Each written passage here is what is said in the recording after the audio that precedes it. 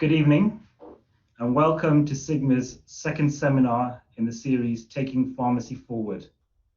Today we're focusing on the changing tax landscape, and we're pleased to be joined by KPMG, who will cover some of the latest tax challenges facing the industry. For those of you who don't know me, my name is Bhavin and I am the CFO here at Sigma. On the face of it, most pharmacy contractors and business owners, tax is not the first thing that comes to their minds. But in a world where there are so many political and economic factors out of our control shaping the future of taxation, it is important to stay on top of these. Based on my discussions with customers, I believe we are not taking advantage of many of the tax incentives that were announced in Rishi Sunak's recent March 2021 budget. However, the tax burden will rise significantly over the next couple of years on businesses as the government aims to repair the public finances deeply damaged by the debts that have accrued during the COVID-19 pandemic. I expect that business will be taking on most of the tax burden, and the healthcare sector is likely to be one of the only sectors to have grown since 2020, and therefore will take on the majority of the burden. This is all despite the fact that pharmacy has played a key role in the fight against COVID-19. In addition, we have seen the rollout of things like IR35 this year, and it's important that pharmacies have the right business arrangements in place as HMRC looks to clamp down on perceived tax avoidance. Historical practices that the sector has used, for example, in locum engagement, may have to change. As always, during the webinar, please feel free to put any questions in the Q&A chat box, and we'll be selecting a few questions at the end of the webinar for the KPMG team. I will shortly pass over to Sashi Prasad at KPMG, who will be leading today's seminar on behalf of KPMG. Sashi is a private business tax partner at KPMG and has been working with the firm since 2004. He specializes in supporting private businesses of all sizes to protect and enhance shareholder value by supporting on a wide variety of tax matters, which typically overlap for the private business sector. Sashi is a corporate tax specialist by training, is a qualified chartered accountant, and has spent time with the firm's M&A and private client tax teams. As a partner, he is the entry point to the full suite of KPMG's tax services. His clients range from some of London's largest growing scale-up companies through to several large UK family businesses. He is also a committee member on the London Chambers of Asian Business Association and the British Asian Trust Finance and Risk Committee. Outside of work, he loves his family and he loves his cricket. So I'd like to pass it over to Sashi, please. Thank you, Bhavin, and thank you so much for that introduction. I was just wondering whether it's the family I love more or the cricket, but I won't comment on that today, and we are a massive cricket family. Before I start today's presentation and ask my colleagues to join in, I would just like to say thank you. Firstly, thank you to Bharat and Bhavin and the team at Sigma that have organised this for us and given us the opportunity really to present today. But equally, thank you to all of the guests that have joined, and we hope there's many of them, and thank you for giving us the platform to share some of our insights and some of our content today. Just to share a little bit about us at KPMG. We are the private business part of KPMG. We call ourselves the KPE, Private Enterprise Team. We only work with privately owned businesses that start at small SME type businesses and go all the way up through to some of the largest and longest standing family owned businesses in the UK. In terms of the UK firm, our team makes up about half of KPMG in the UK, and we're a mixture of tax, advisory and audit specialists. And of course, today we've got the tax team on the call. So of course, the last 14 months, as Bhavin has alluded to, there's been a lot of change and there's been a lot of problems with the pandemic, and the healthcare sector has really led the charge for the UK, for which of course we're all massively grateful for. But what we are now seeing is lots of our businesses and lots of the clients we interact with are moving from the reactive and the responsive part of the pandemic to the recovery part and what many are calling the new reality. As Bhavin mentioned, one of the things we know is that the UK has a significant amount of debt, and with that, the repayment of debt is going to be important. We already see changes taking place within tax, and that is why today we are going to share with you some of these changes called the change in the tax landscape. What we know in the private business team at KPMG is that private businesses are by no means sheltered from these changes. And we've seen so much interaction between the tax authorities and private businesses. And in particular, we have seen a real push by HMRC into the healthcare sector in particular. So today we're going to share three key topics that we believe are relevant for private business owners within the healthcare sector. What we are seeing is with some of these changes that have come in, we've got one of the hottest M&A markets that the UK has ever seen. The number of deals that private business owners are making at the moment to sell or buy businesses is quite unprecedented. I tend to say to my clients that I interact with, you need to look at tax and consider tax in advance. And there's three key reasons why I typically say that. Firstly, family business, to protect and enhance family wealth as they pass it through the generations. Secondly, to avoid HMRC disputes and to be able to manage the disputes properly. It's incredible how long-winded, how costly and how emotionally draining an HMRC challenge could be and can last over years without the right advice to take you through it. And lastly, for those businesses that are looking to build, grow and exit, ensuring that shareholder value is protected so that right at the end, when the business is being sold and tax due diligence is being carried out, which normally looks 3 years back, there's no skeletons in the closet. So the advice is always give some proper thinking and proper advice way in advance. I'm now going to share some of my team members that are speaking today, and we collated the number of years we worked at KPMG collectively, and it is over 75 years, which staggered me. I did the additions today. But just to quickly introduce them, we have Jo Bateson, who's a partner in our London Region Family Office and Private Client team. She heads the London Region Family Office and Private Client team. She specialises in private client tax, working with high net worth individuals and entrepreneurs, and she does a mixture of capital gains tax, inheritance tax, trust work, and also philanthropy, which is becoming ever more common. We then have Michael Wilson. Michael's a director within our team that works within the employment taxes team. He specialises in employment tax matters, and in particular specialises in status challenges from HMRC on whether individual subcontractors could be treated as employees or not.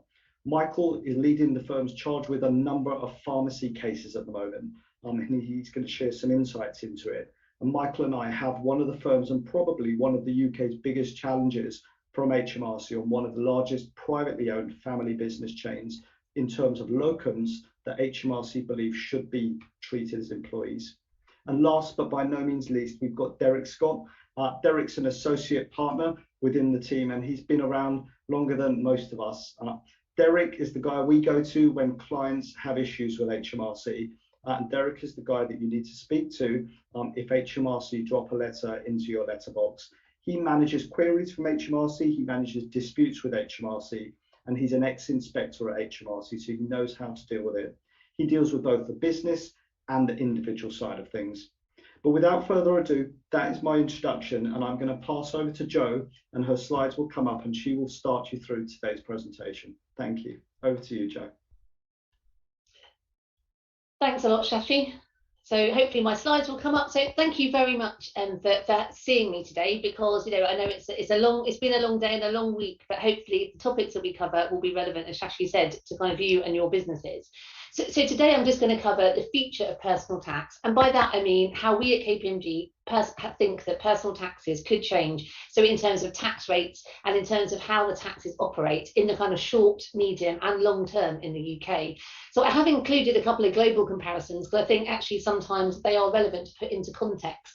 So I've just split my presentation into 3 sections. So the first section is, so where are we now? I think it's quite important to look back over the last few years to put some things just into context, to kind of say, actually how it, because I think actually sometimes the past does actually inform the future. So I think that's quite important.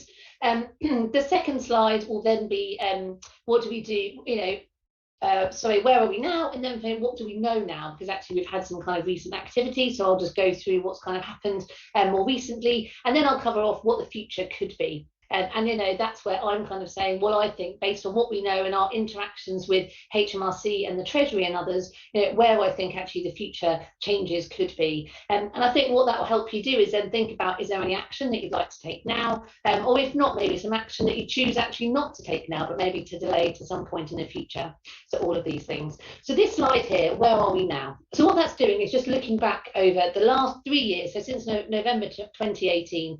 And actually you'll see from here, there's been a lot of consultation in the area that I love, in personal tax. And actually that's the most that we've ever seen of consultations on both inheritance tax, capital gains tax, and all the other taxes in such a short amount of time. So although actually there's been not a lot of tax changes in that period, there's definitely been a lot of activity, certainly in my world from a personal tax perspective. So the Office of Tax Simplification have been asked to review both inheritance tax and capital gains tax in this period. We also had like a non-government sponsored review of inheritance tax. That was in January 2020 by the all-party parliamentary group, and they were looking at inheritance tax and intergenerational fairness. We also had a Wealth Tax Commission report in December 2020 on, you know, published again by a non-government party. Quite interesting as well was a Treasury Select Committee just before the budget in March 2021, and they gave fascinating insight really into what the Treasury think tax could look like post-COVID. So all of these things sort of play together.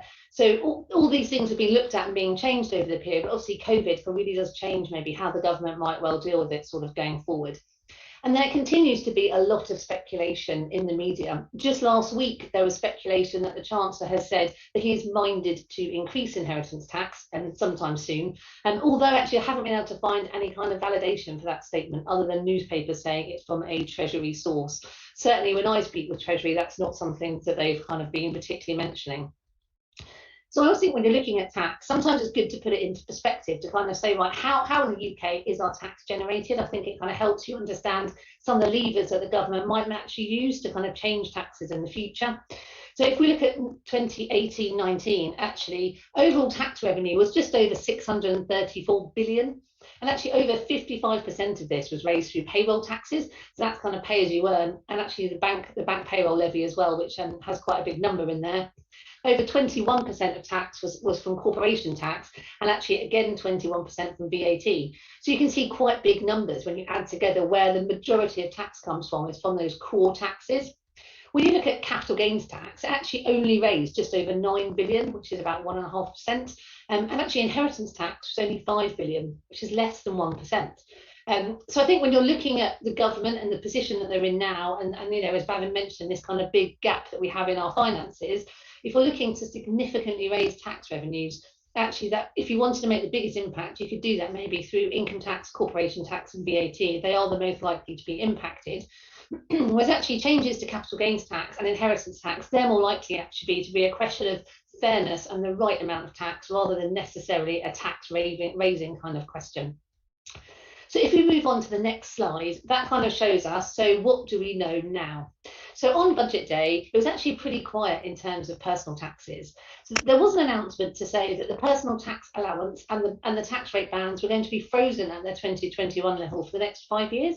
And I remember thinking, well, that's not like a massive kind of big thing. It wasn't an increase in income tax rates, because I think that would have been them breaking their manifesto promise. So actually, I sort of was quite surprised that that they sort of make that.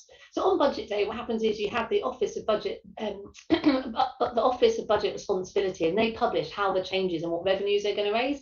And actually, that one change alone is anticipated to raise over 19 billion over 5 years.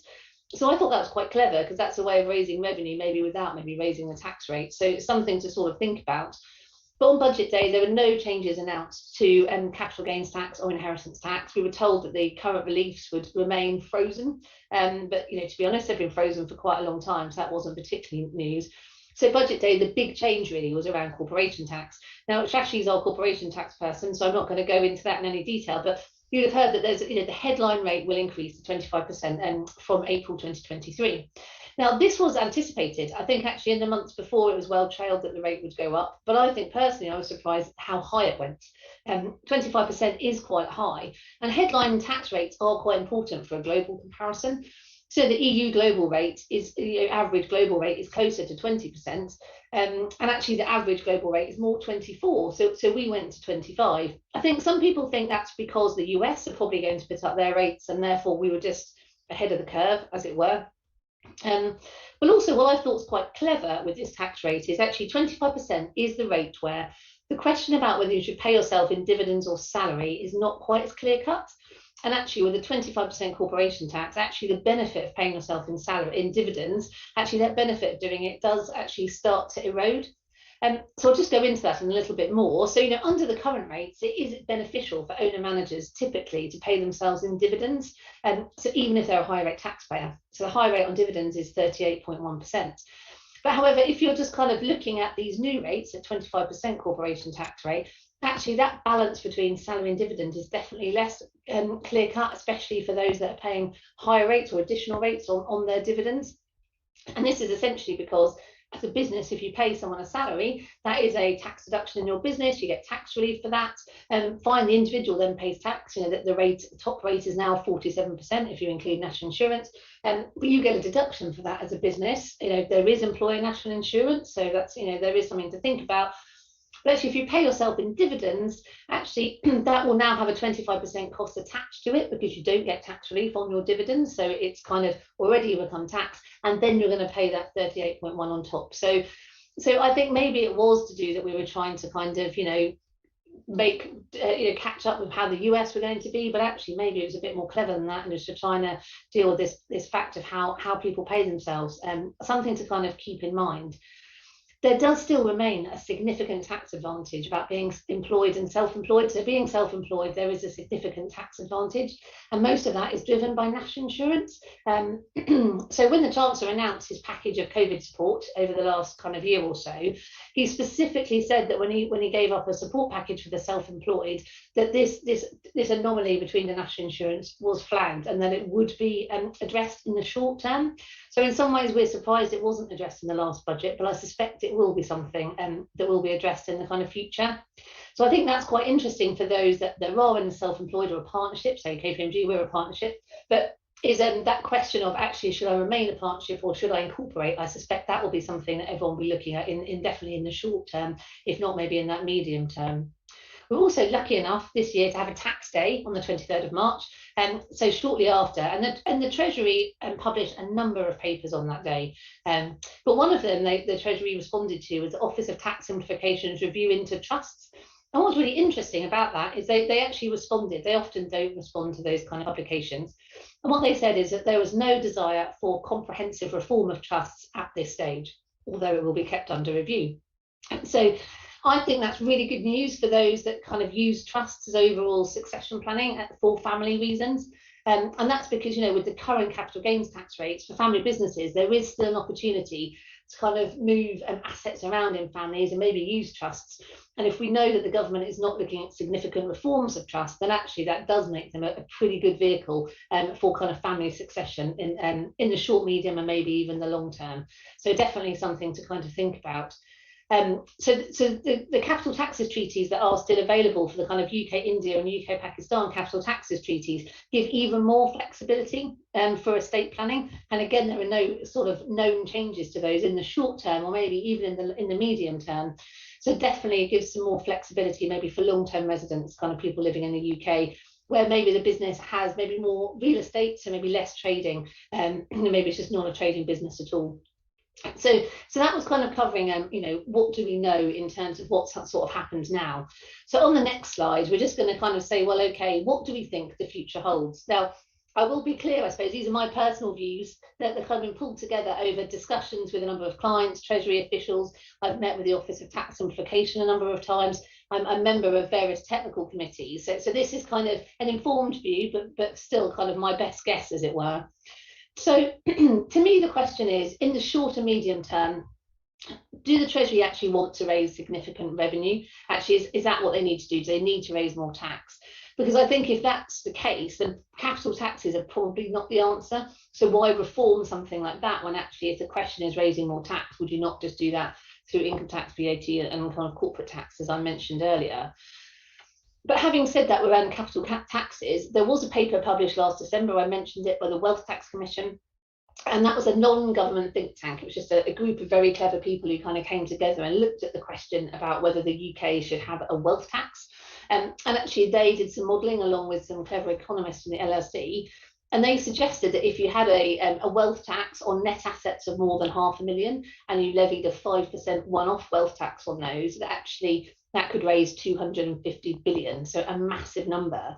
So when I kind of say, oh, actually maybe capital taxes aren't a way to raise significant revenue, I think that would have to be a whole new tax, like a wealth tax, rather than reform to our existing taxes, where, you know, actually maybe the tax can't be that, you know, couldn't raise as much revenue as those. You know, and actually since the publication of the Rich List last weekend, that was in the Sunday Times, there's been a lot of more articles actually in the media about whether there could be a wealth tax or not. So I suspect it's got something to look out for. And it was proposed by this commission, and it would be on worldwide assets, and there'd be no exemptions for things like business assets or pensions and all of that sort of stuff. So it could be a massive sort of significant change. I think given where we are, the upcoming election, I've put on here that, you know, this backstop of May 2024 from the election, it seems to me pretty unlikely that the government would opt for a wealth tax as suggested by the Wealth Tax Commission. It's a pretty radical, they call it one with horizontal equity. So essentially, no matter which asset you put your assets into, you know, you would end up being caught by the tax. But I think it'd be interesting whether it does form part of any manifestos. So actually, it was part of the Labour manifesto in the early 70s, and actually they did get voted on as part of that, albeit that actually in that manifesto it was an annual wealth tax rather than a one-off wealth tax, like was kind of discussed here. So when I met with the Treasury at the end of last year, officials to talk about inheritance tax in particular, so they made it clear that, you know, if they were asked by the Treasury to raise more money from inheritance tax, that they would leave probably spouse exemptions and charity exemptions alone, and they would therefore focus on business property relief and agricultural property relief.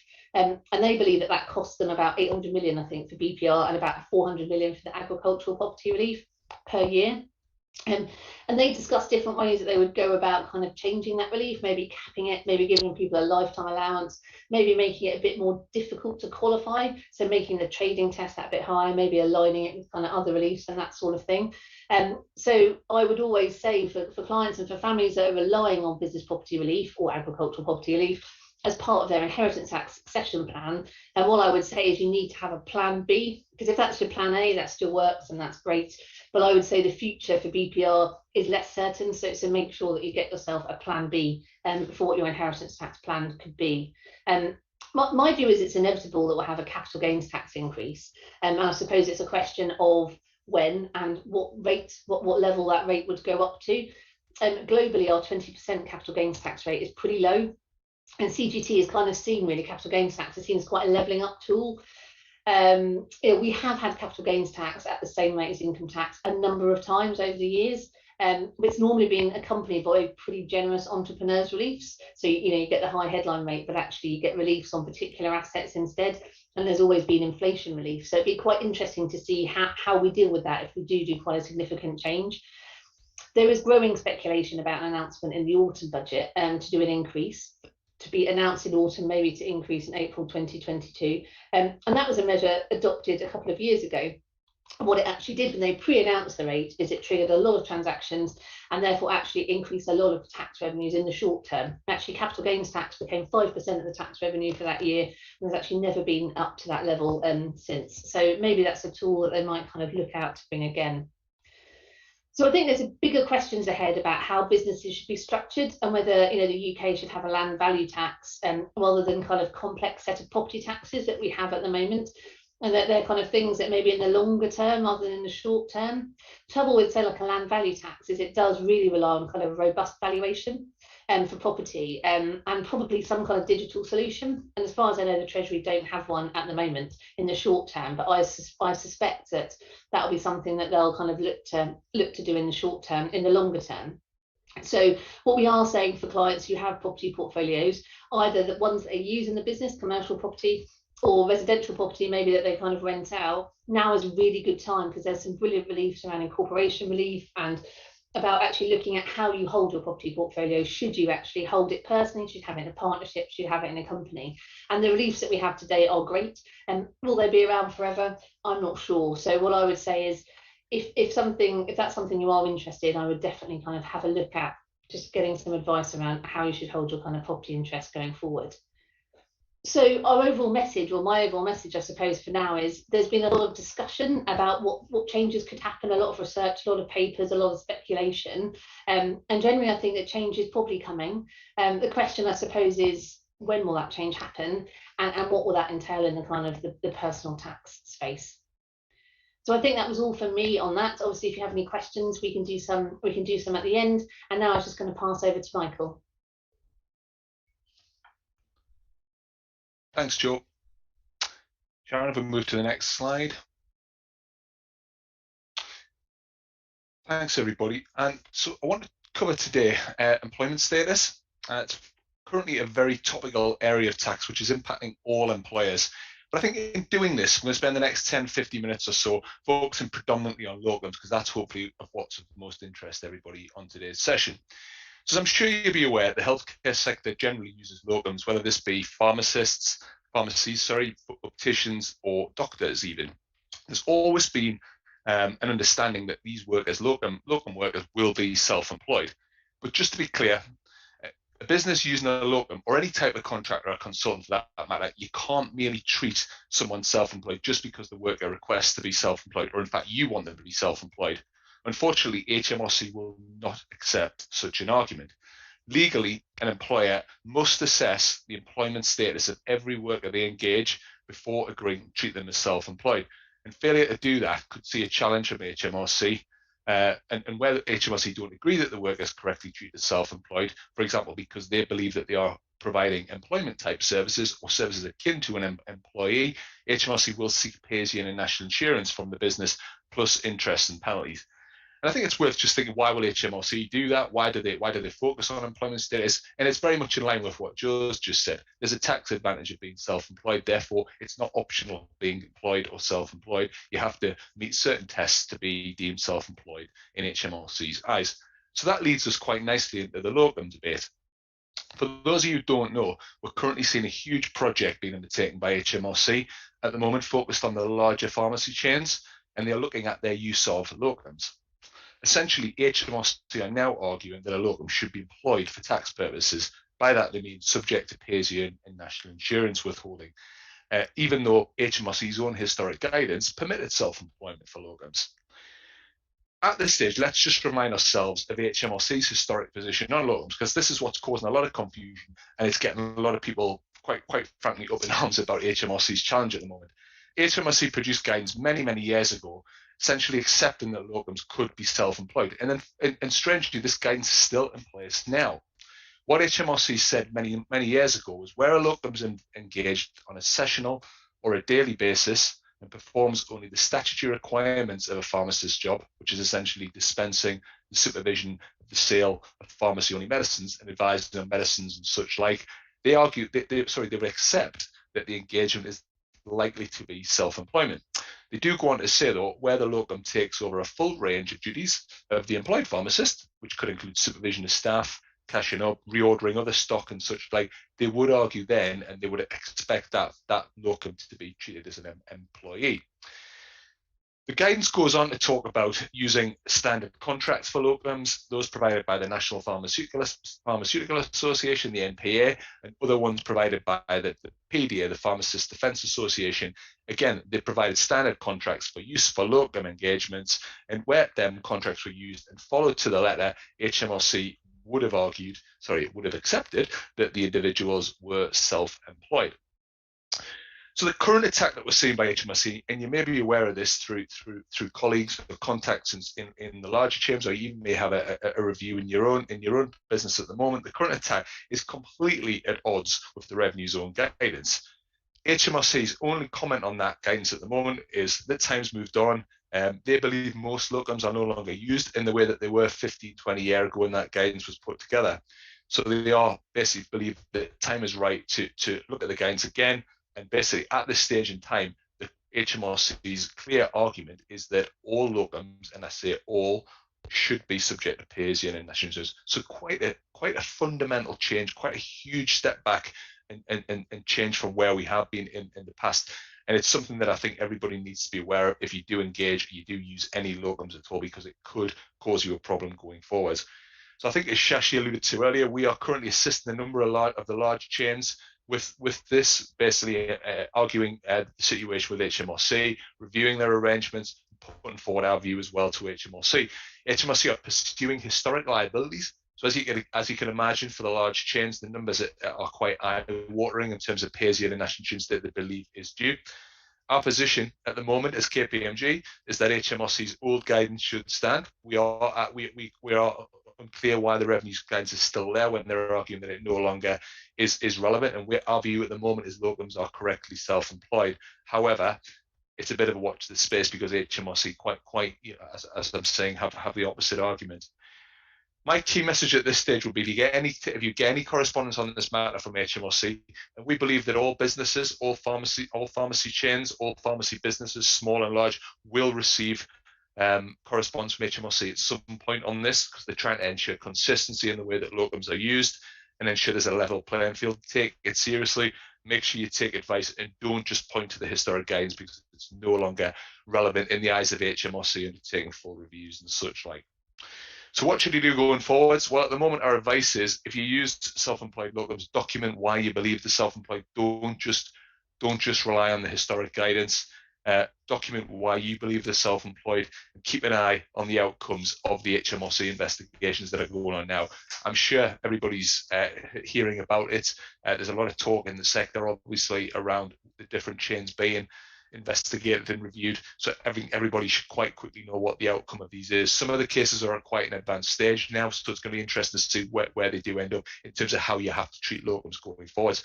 Our position, just to be clear, is that they should remain self-employed. HMRC are taking the opposite view at the moment, and it's something just to be aware of. Sharon, if we just move to the next slide.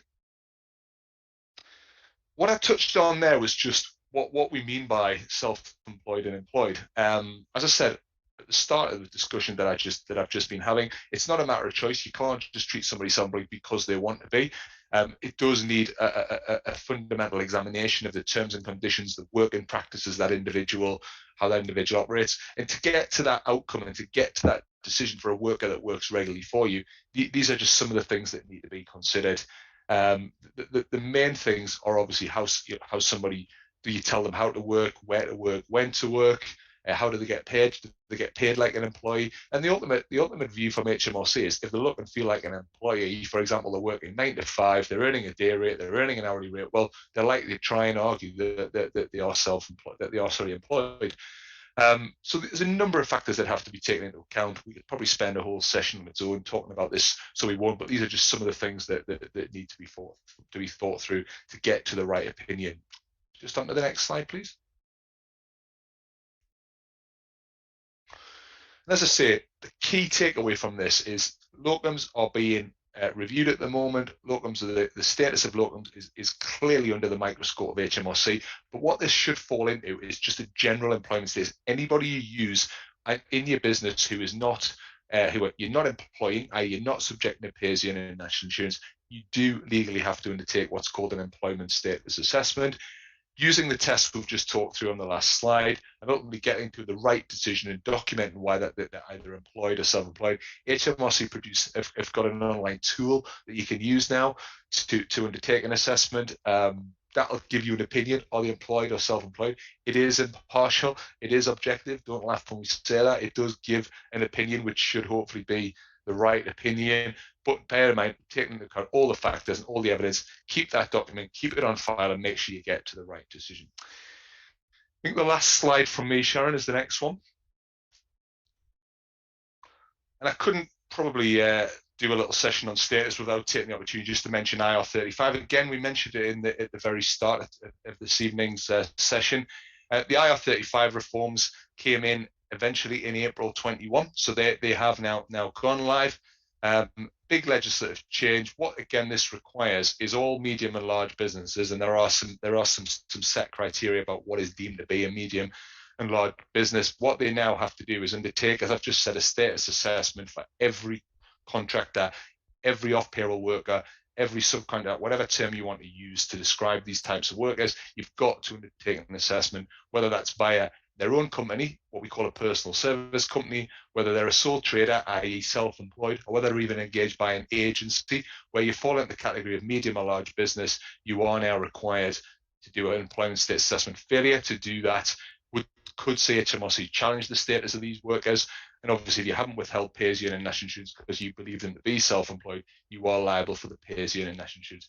So quite a big change is hitting all employers, not just yourselves in the sector. All employers are caught by this.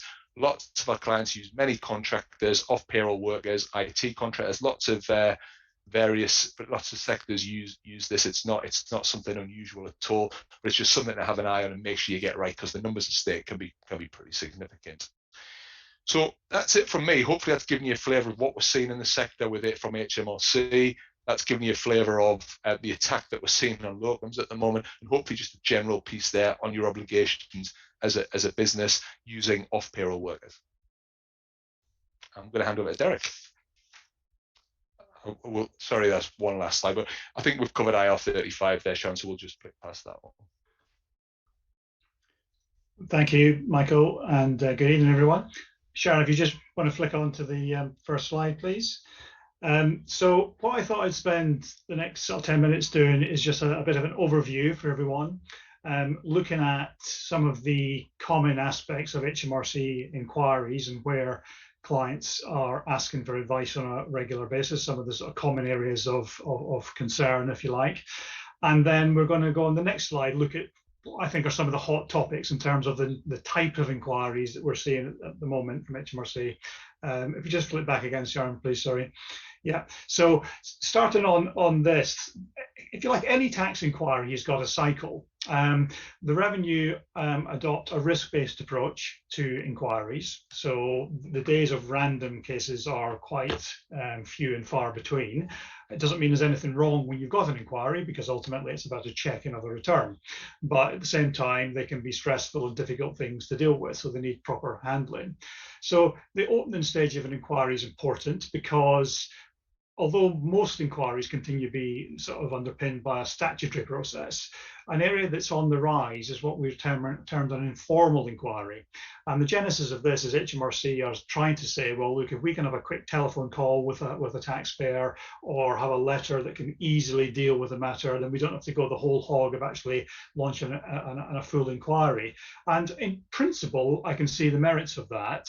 But I think the thing I would just sort of put as a sort of warning light there is that sometimes these informal inquiries sort of extend to a much more detailed investigation and actually feel much like a formal inquiry without the statutory safeguards. So if you are in that sort of zone of an informal inquiry, I would just say tread carefully as to the best way of handling it, because there can be some difficulties on that. The biggest bulk of the inquiry, at the start, the Revenue will typically say they want information in relation to certain areas. Information requests can be formal or informal, but fundamentally there are four key aspects of an inquiry. One is the information gathering, the factual and evidential pattern, if you like, of where the risks the Revenue perceived to be are. So the gathering of your bank statements, contracts, invoices, receipts, all that type of stuff. The Revenue have a much more deeper interest in getting to the documentation and evidential trail than probably used to be the case several years ago, to really understand what has gone on and what underpins the tax return that has been filed. Secondly, the tax analysis that sort of, if you like, layer on top of the factual analysis. If the Revenue discover there is any problems with the filing of the return, it then moves very much into what I call the behavioural analysis. So moving away from what's happened and when it's happened and who was involved, more into why has it happened and the way it has happened, to try and understand whether the filing was correct or not, and the reasons why it wasn't correct, if that's the case. And then fourthly, what I call the computational analysis, when you're trying to pull the sort of financials together. The behaviour is really important, because that sort of plays into the next line there, assessment, time limits and penalties. for any case where the revenue establishes that there is an issue and a tax loss for a year of inquiry, they will immediately start thinking about what about earlier years. And the ability to tax earlier years and to go for penalties is driven by behaviour. Both are driven by behaviour. The more serious it is, the longer they can go back, 20 years in some instances. The more serious it is, the higher the penalties are. So at one range, penalties can be down to 0. At the top range can be over 100%. So when earlier years and behaviour are being talked around by HMRC, very important to really understand where that discussion is going, because it can open up a lot of difficult issues with years and penalties. So really sort of cautious around that. The vast majority of inquiries are settled by either an agreement with no tax due, or there's an agreement that tax is payable and a contract is entered into. Sometimes that's not possible, only the minority, and that's where you get into things like litigation and mediation, or alternative dispute resolution as it's called. But hopefully most cases with an inquiry you settle quite sensibly, either with no adjustments or a contract settlement. I also mentioned there on that slide voluntary disclosures, because in the last sort of 5 years, I would say, from our point of view, almost 50% plus of the cases we deal with are not the revenue doing inquiries at all. It's taxpayers who have discovered they've got an issue in their own affairs and want to actually get it on the table with HMRC, which of course is always a sensible thing to do when you identify there is a problem. It's much better to go to the tax authorities and wait for them to come to you for financial reasons, if nothing else. So next slide, please, Sharon. You beat me to it before. So these are some of the topical areas as I see it at the moment. Nudge letters are, I think, by volume, the single biggest area that we see letters coming out from HMRC. Whatever you call them, one-to-many letters, we call them nudge letters. They could be educational nudge letters, saying, i.e., we HMRC think there's a problem in this particular area. Check this before you file your tax return. Others are more investigative in nature, where the revenue are saying in their nudge letter, we think you've got income or you've got an asset of X. We don't see it on your tax return. Please tell us why and make a voluntary disclosure if there's a problem. Now, it's not a good idea to ignore those letters or just to simply say there's nothing wrong, because the likelihood is HMRC will then undertake its own investigations to understand why they've had a risk in the first place. So proper engagement with those letters is really important. Understand why you've got the letter, etc., and then respond accordingly. One of the biggest single areas where nudge letters are used extensively, probably hundreds of thousands of letters now, if not high tens of thousands, but I anticipate over the course of this year and next year, again, many other tens of thousands of letters, are all linked to the Common Reporting Standard, where over 100 countries now exchange information on accounts in overseas jurisdictions to different countries. So the UK, I think, published last year, they got something like 7.6 million UK residents have got financial accounts overseas. So what the revenue do, or in a simple sense, is get the data from the various overseas jurisdictions, check it to people's tax returns. If there's a discrepancy, write a letter out asking them to confirm their position or not. Now, it's not a straightforward exercise necessarily to compare a tax return to the information under CRS. And so that leads to a lot of people getting these letters where there's actually nothing wrong, but time and money has to be spent in explaining it. Other times, however, people are getting things wrong because there's misunderstandings, or at worst, they've knowingly got it wrong. Some of the more common ones where people have got it wrong in recent times that I've seen is where tax is paid locally. So you may have a property in an overseas country, pay tax in that country, but not pay tax in the UK because you didn't realise you had to pay tax in the UK and claim the tax credits. Sometimes there's an issue with investments in overseas bank accounts where it's the type of investment where the money is rolled up within the investment rather than paid out, and therefore the taxpayer sort of misses that the money is actually an income or gains charge at that point in time. And just more fundamentally, some of the matters with overseas taxes are just complex and difficult, and sometimes people just get it wrong or don't even know they've got a tax issue to deal with.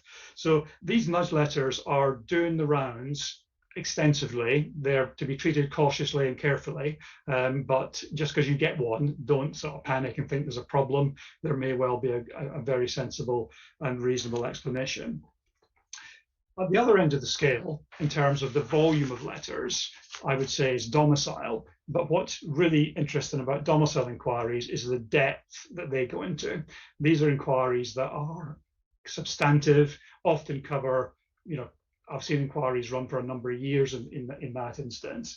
The revenue are oftentimes going into really historic data, going back decades and generations. It's very fact specific, it's very documentation heavy, because it's all based around intentions of where someone's domicile actually is.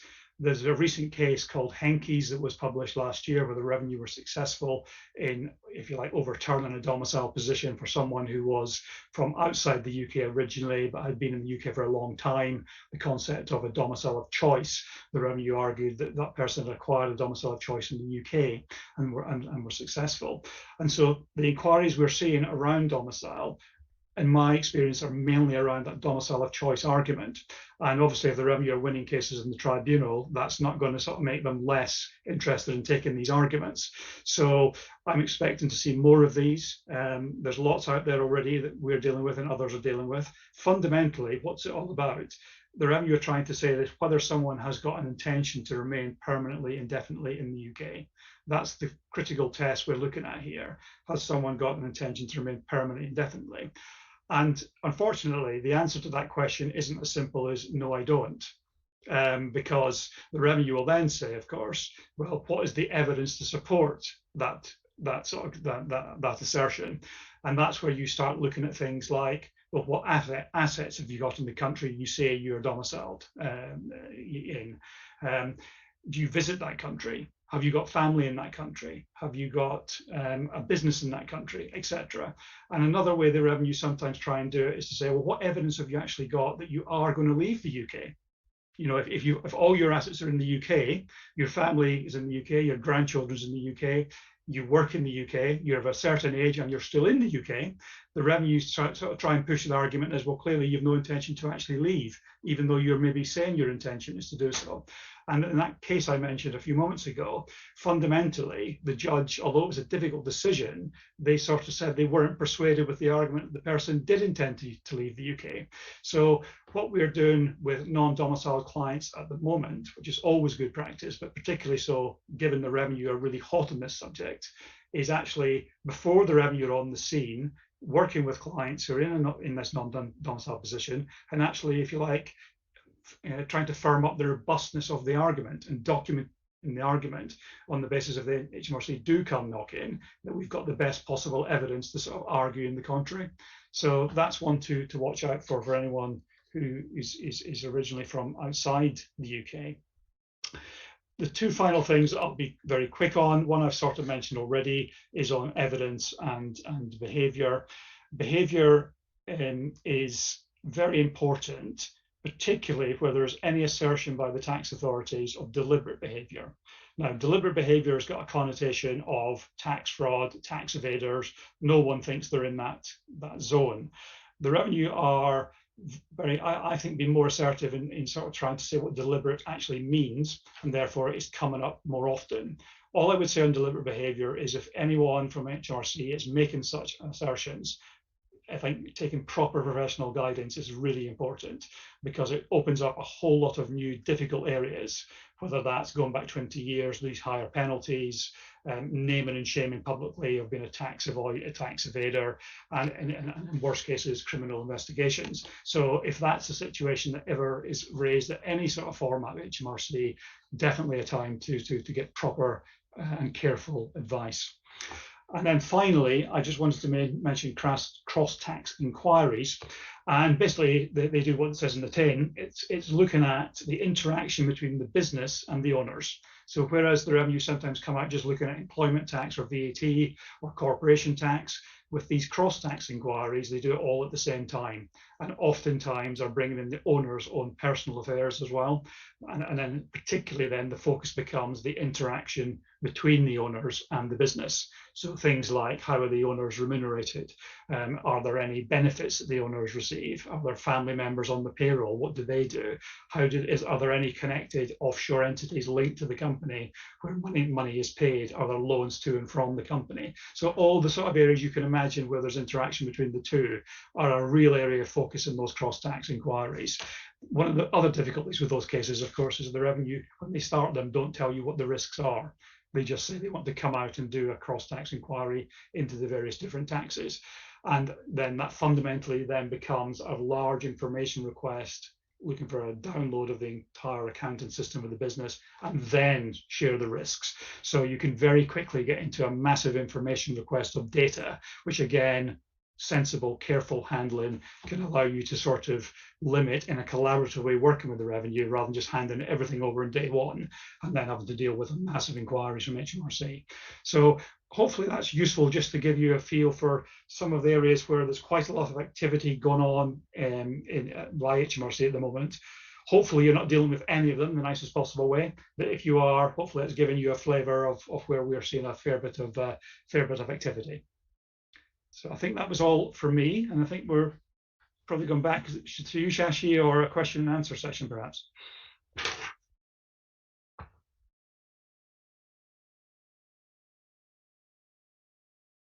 If you do get a letter through the post, hopefully not in any time soon, it's worth reaching out and at least tapping into what you're hearing from trade bodies and such like. Yeah, and I'll just add to that, Bab, and obviously we're very active with this with some of the larger players and the family-owned ones. So, and it goes back to the point I said at the start.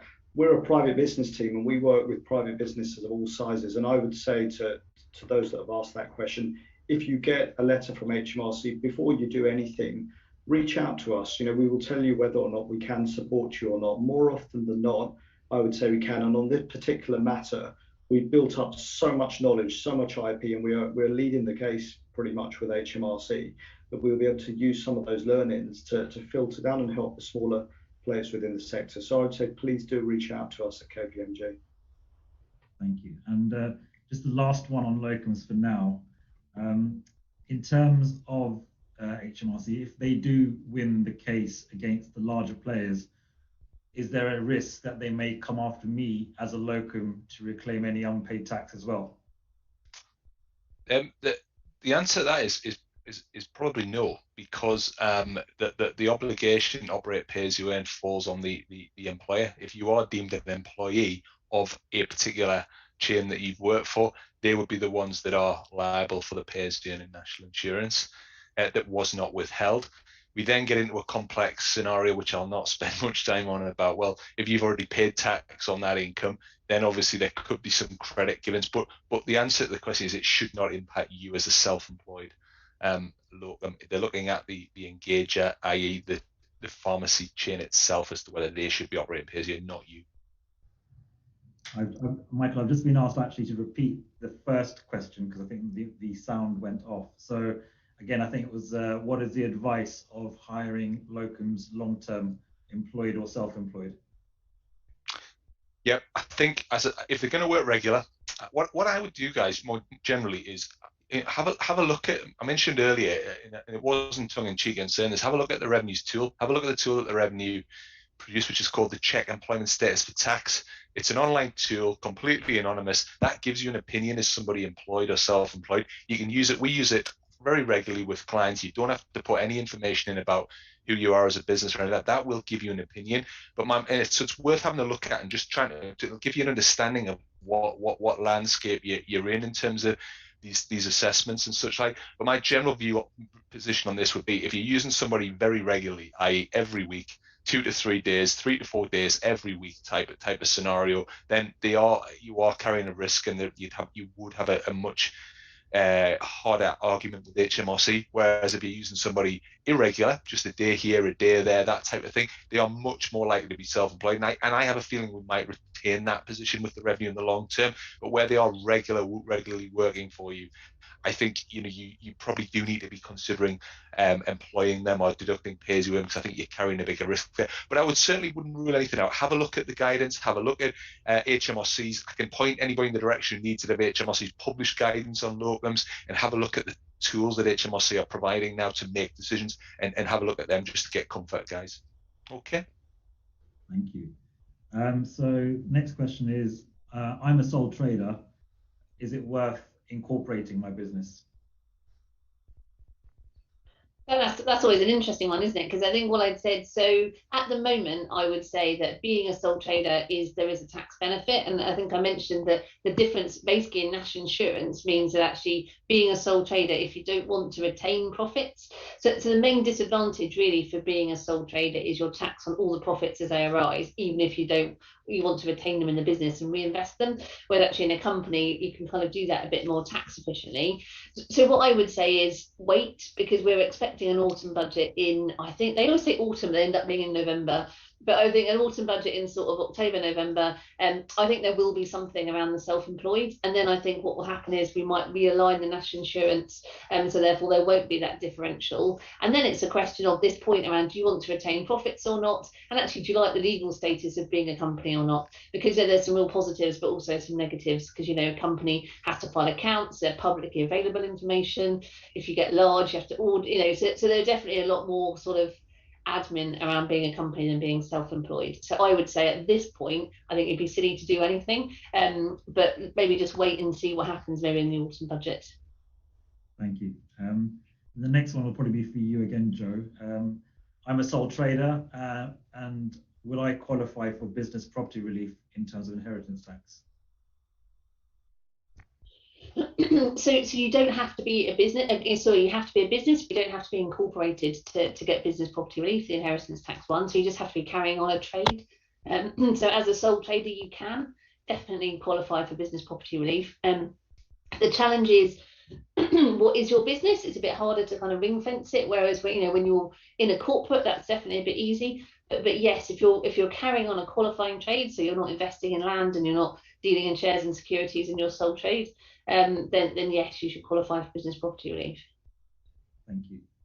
And then the last question is, in terms of the March 2021 budget, what were the latest tax incentives that exist for pharmacy, and how should we take advantage of them?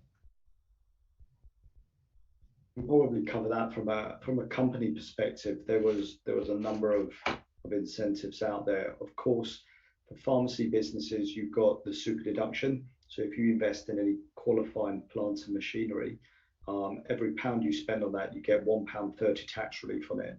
And that's available until March 23. I would say for pharmacy businesses as well, if any of them have been loss making during the period, there's actually a 3-year loss carryback provision that is in place for the next couple of years. So you should certainly make use of those. And then, of course, some of the standard ones that have always been around, R&D tax credits. Don't lose sight of R&D. You don't need to be working in a laboratory to claim R&D. Most of our clients claim R&D on software development, new till systems, new back office processes. So R&D in particular.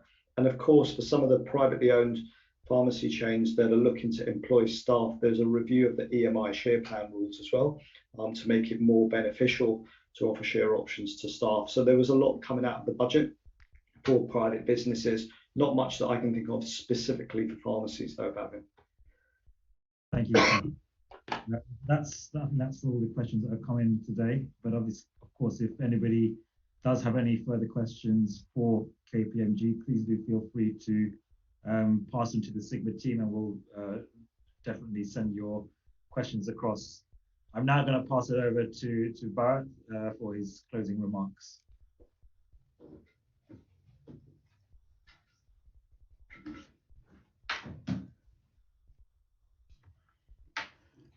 Thank you, Bhavin. Thank you very much.